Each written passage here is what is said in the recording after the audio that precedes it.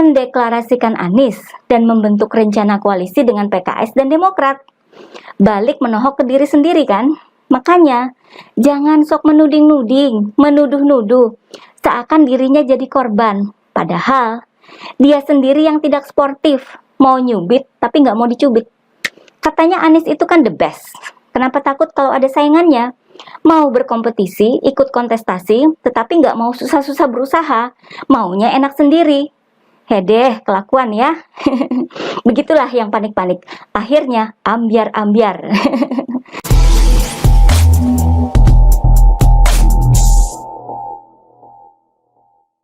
Halo guys, kembali bersama saya, Nina Nur. Kita akan mengulik dunia politik dengan awas, waras, dan cerdas.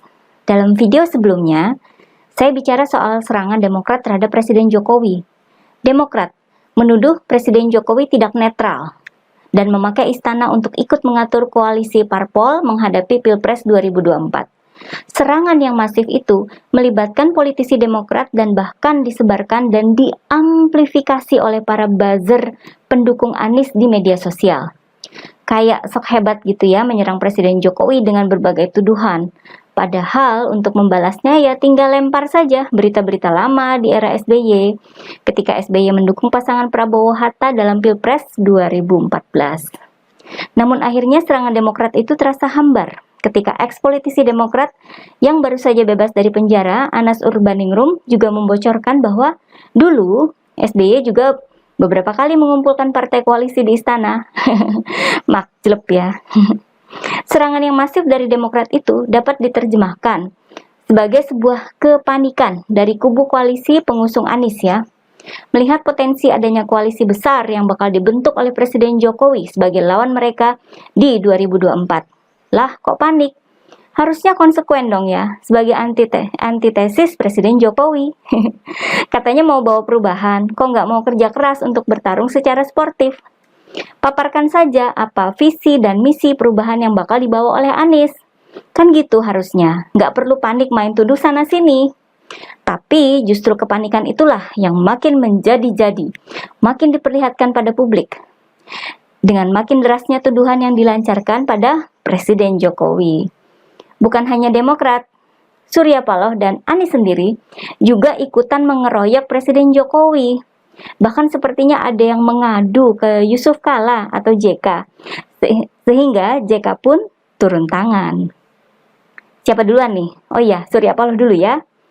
Pada hari Jumat lalu, tanggal 5 Mei, ketika Presiden Jokowi berkunjung ke Lampung, Surya Paloh bertemu dengan Menko Bidang Maritim dan Investasi, Luhut Binsar Panjaitan. Salah satu isi pertemuan itu adalah bahwa Surya Paloh titip pesan kepada Luhut agar Presiden Jokowi netral, tidak berpihak atau mengendorse figur capres tertentu dalam Pilpres 2024. Menurut Surya Paloh, keberpihakan itu membuat situasi menjadi tidak berimbang. Oleh sebab itu, Surya Paloh meminta agar Presiden Jokowi menghapuskan endorse semacam itu. Nitip pesan ya, soalnya nggak diundang sih di pertemuan para ketum partai dengan Presiden Jokowi beberapa hari sebelumnya ya. Entah siapa yang mengadu ke JK ya. Bisa Surya Paloh, atau bisa jadi Anies sendiri. Besoknya, tanggal 6 Mei, gantian JK yang meminta agar Presiden Jokowi tidak terlalu ikut campur dalam Pilpres 2024.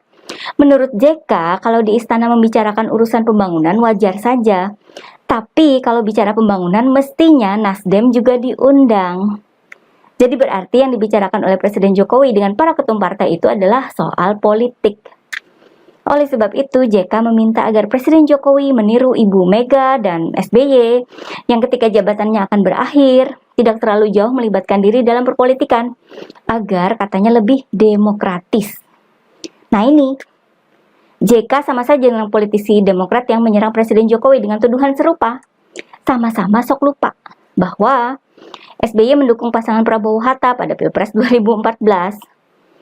Lupa bahwa dukungan itu bertujuan agar Prabowo-Hatta melanjutkan program SBY. JK juga seakan lupa bahwa dulu sudah mengakui bahwa dirinya mendukung Anies dalam Pilkada DKI Jakarta. Walaupun itu tidak dalam skala yang sama ya, namun itu sama saja kan dengan keberpihakan yang serupa. Oke, lanjut dulu ya. Kemudian, pada hari berikutnya, hari Minggu tanggal 7 Mei, giliran Anies yang bersuara Dalam pidato politiknya di depan para relawan, Anies meminta agar negara tidak mempengaruhi atau mengintervensi rakyat dalam menentukan pilihannya. Anies meminta negara membiarkan rakyat memilih dan negara harus netral.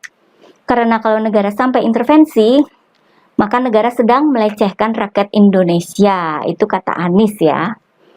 Kemudian besoknya lagi, hari Senin, tanggal 8 Mei, kembali politisi Demokrat yang melancarkan serangan ke Presiden Jokowi, salah satu petinggi Demokrat, Benny Kaharman, lewat akun media sosialnya, menyebut bahwa jika benar Presiden tidak netral, apalagi menjadikan istana sebagai markas tim sukses capres tertentu, maka Presiden Jokowi sebenarnya lagi mengumandangkan perang melawan rakyatnya sendiri. Perang melawan rakyatnya sendiri katanya. Kata-katanya dibuat bombastis gitu ya, seakan jadi penutup rangkaian serangan yang terstruktur dan masif terhadap Presiden Jokowi. Kelihatan kan bahwa serangan ini memang dibuat terstruktur. Dari tanggal 5, setiap hari dilancarkan oleh figur yang berbeda. Dengan kata-kata yang berbeda-beda, namun intinya itu sama.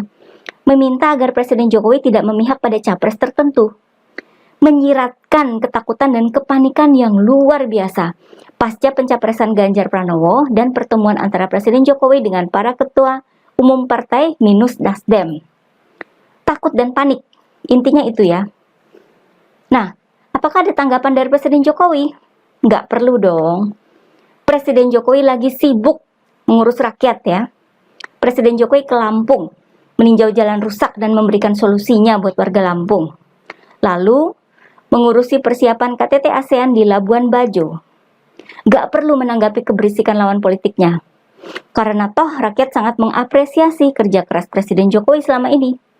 Tentunya rakyat lebih suka presidennya mengurusi jalan rusak dan KTT ASEAN ketimbang ngurusin kepanikan Surya Paloh, JK, Anies, dan Partai Demokrat, ya nggak? Tidak perlu Presiden Jokowi yang menanggapinya. Cukup anak buah beliau dan salah satu dari partai koalisi, yakni Gerindra. Sebenarnya PDIP dan PKB ya juga memberikan tanggapan, namun saya kira yang paling nampol itu adalah balasan dari tenaga ahli utama kantor staf Presiden, Ali Mohtar Ngabalin, dan Partai Gerindra. Tidak perlu panjang lebar buat Ali Ngabalin menanggapi tuduhan politisi Partai Demokrat Benny Kaharman tadi. Ngabalin cukup bilang gini, dia paham nggak kalau Jokowi itu bukan presiden yang langsung jadi ketum partai. Presiden Jokowi, kata Ngabalin, bukan SBY yang langsung jadi ketua umum Partai Demokrat. Cukup segitu aja ya, udah nampol banget kan. Kemudian balasan dari Partai Gerindra juga nggak kalah nampol. Petinggi Partai Gerindra yang juga mantan Wakil Gubernur DKI Jakarta, Ahmad Riza Patria, menyatakan bahwa Presiden Jokowi tidak melakukan intervensi terhadap partai politik terkait Pilpres 2024. Menurut Riza, Presiden Jokowi adalah sosok yang mengerti tugas beliau baik sebagai presiden maupun sebagai politisi. Yang disampaikan oleh Presiden Jokowi di istana waktu itu adalah demi kepentingan bangsa dan negara, agar bangsa ini terus berjalan maju, adil, dan makmur. Seakan menyebut bahwa mereka yang menuduh Presiden Jokowi tidak netral itu sama halnya dengan tidak menginginkan bangsa ini maju, adil, dan makmur. Makjleb. Sementara itu, petinggi Gerindra lainnya, Habibur Rahman, mengaku bingung dengan tuduhan dari politisi Demokrat Benny Kaharman. Habibur Rahman mempertanyakan maksud Benny dengan perang, karena apa yang dilakukan Presiden Jokowi dengan menjalin komunikasi dengan parpol pendukungnya, termasuk soal Capres-Cawapres 2024, adalah hal yang sangat sah di negara demokrasi. Yang tidak demokratis justru mereka yang menghalangi, memfitnah, dan menstigma komunikasi tersebut. Presiden Jokowi juga tidak pernah memaksakan kehendaknya pada parpol, baik pendukung maupun oposisi. Buktinya, Nasdem, PKS, dan Demokrat dengan leluasa dan bebas membentuk koalisi. Begitu kata Habibur Rahman. Nah kan, dibalikin lagi sama Gerindra ke arah Demokrat dan Nasdem. Kalau Presiden Jokowi mau intervensi, kenapa Nasdem bisa dengan bebas mendeklarasikan Anies dan membentuk rencana koalisi dengan PKS dan Demokrat? Balik menohok ke diri sendiri kan? Makanya, jangan sok menuding-nuding, menuduh-nuduh, seakan dirinya jadi korban. Padahal, Dia sendiri yang tidak sportif, mau nyubit tapi nggak mau dicubit. Katanya Anies itu kan the best. Kenapa takut kalau ada saingannya? Mau berkompetisi, ikut kontestasi, tetapi nggak mau susah-susah berusaha. Maunya enak sendiri. Hedeh, kelakuan ya. Begitulah yang panik-panik. Akhirnya ambiar-ambiar. Oke guys, jangan lupa like dan subscribe channel Sibor TV ya. Kura-kura memang juara.